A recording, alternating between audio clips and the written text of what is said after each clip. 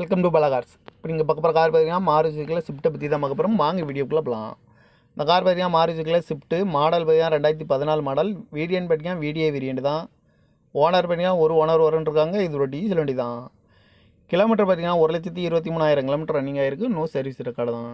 இன்சூரன்ஸ்னு பார்த்தீங்கன்னா 24/6/2025 வரைக்கும் இன்சூரன்ஸ் எடுத்து வச்சுருக்காங்க.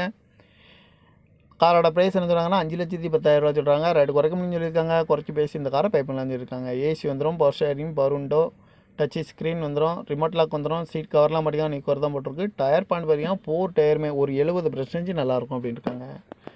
கார் பார்க்கணும் இடங்கள் பார்த்தீங்கன்னா தர்சன் கார் ஈரோடு அப்படிங்கிற இடத்துல தான் அந்த கார் பார்க்க முடியும்.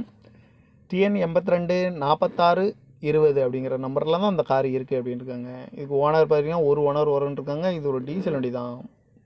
VDI வேரியன்ட் தான். அந்த காரோட ப்ரைஸ் என்ன சொல்கிறாங்கன்னா 5,10,000 சொல்கிறாங்க. ரேட்டு குறைக்கணும்னு சொல்லியிருக்காங்க. குறைச்சி பேசி இந்த காரை பைப்பிங் தான் சொல்லியிருக்காங்க.